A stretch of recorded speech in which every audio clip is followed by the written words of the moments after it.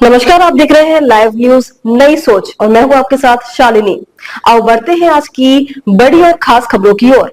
Operation सिंदूर से बौखलाए पाक ने एलओसी पर रात भर की गोलीबारी, 10 निर्दोषों की मौत और 48 घायल। भारत ने दिया मुंह तोड़ जवाब। पहलगाम आतंकी हमले के ठीक 15वें दिन मंगलवार रात करीब 1:44 पर भारत ने पाकिस्तान और गुलाम जम्मू कश्मीर पीओके में स्थित आतंकी ठिकानों पर हमला कर दिया, जिससे पाकिस्तान बौखला गया है। पाकिस्तान ने अपनी बौखलाहट दूर करने के लिए जम्मू कश्मीर में नियंत्रण रेखा पर रात भर गोलीबारी की है।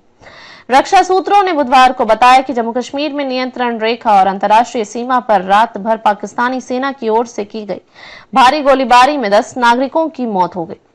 पाकिस्तान और पाकिस्तान के कब्जे वाले कश्मीर में 9 आतंकी ठिकानों पर भारत द्वारा मिसाइल हमले किए जाने के बाद पाकिस्तानी सेना द्वारा संघर्ष विराम उल्लंघन पर उन्होंने कहा कि भारतीय सेना भी गोलीबारी का बराबर जवाब दे रही है। सूत्रों ने बताया कि 6 और 7 मई की दरमियानी रात को पाकिस्तानी सेना ने जम्मू कश्मीर के सामने नियंत्रण रेखा और अंतर्राष्ट्रीय सीमा पर चौकियों से तोपखाने से गोलीबारी समेत मनमाने तरीके से गोलीबारी की। उन्होंने बताया कि पाकिस्तान की ओर से कई अंधाधुंध गोलीबारी और गोलीबारी में 10 निर्दोष नागरिकों की जान चली गई।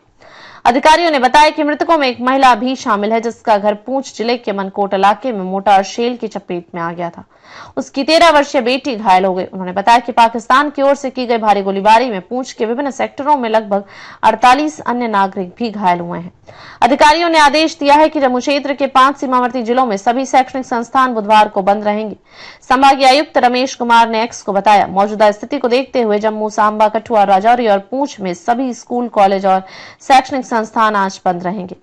बता दें कि मनकोट के अलावा पुंछ में कृष्णा घाटी और शाहपुर सेक्टर, जम्मू क्षेत्र में राजौरी जिले में लाम, मंजाकोट और गंभीर, ब्रह्माड़ और उत्तरी कश्मीर के कुपवाड़ा और बारामूला जिलों में करनाहा और उरी सेक्टरों में सीमा पार से भारी गोलीबारी की खबर है। अधिकारियों ने बताया कि सीमा की रखवाली कर रहे भारतीय सुरक्षा बलों ने भी जवाबी कार्रवाई की और अंतिम रिपोर्ट मिलने तक दोनों पक्षों के बीच सीमा पार से गोलीबारी जारी थी। उन्होंने कहा कि पाकिस्तानी गोलीबारी के कारण लोगों को भूमिगत बंकरों में शरण लेनी पड़ी। पहलगाम में 22 अप्रैल को हुए आतंकवादी हमले के बाद बड़े तनाव के बीच जम्मू कश्मीर में सीमा पर बिना उकसावे के गोलीबारी की लगातार 13वीं रात थी। इस हमले में 26 लोग मारे गए थे, जिनमें ज्यादातर पर्यटक थे।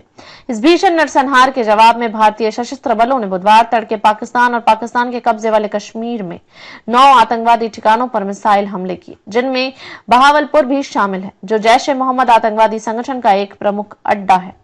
भारतीय सेना ने रात 1:44 पर जारी एक बयान में कहा कि सैन्य हमले ऑपरेशन सिंदूर के तहत किए गए।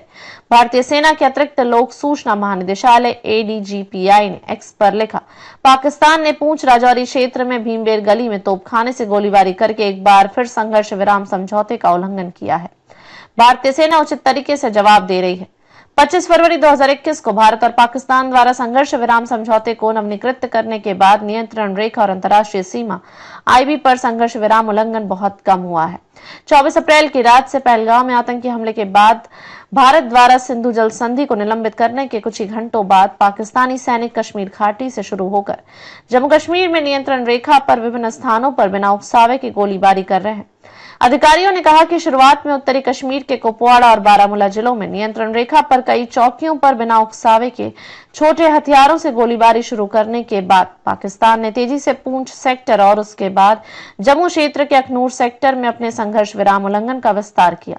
इसके बाद राजौरी जिले के सुंदरबनी और नौशेरा सेक्टर में नियंत्रण रेखा के पास कई चौकियों पर छोटे हथियारों से गोलीबारी की। इसके बाद गोलीबारी जम्मू जिले में अंतर्राष्ट्रीय सीमा के पास परगवाल सेक्टर तक फैल गई। इस बीच रामबन जिले के पंथियाल उपमंडल में भी एक शक्तिशाली विस्फोट की आवाज सुनी गई, लेकिन इसका सटीक कारण तुरंत पता नहीं चल पाया है। ऐसे ही लेटेस्ट अपडेट पाने के लिए हमारे चैनल को लाइक, फॉलो, सब्सक्राइब करें और बेल आइकन दबाना ना भूलें। अगर आप हमें फेसबुक, ट्विटर या इंस्टा के माध्यम से देख रहे हैं तो हमें कमेंट करें। धन्यवाद।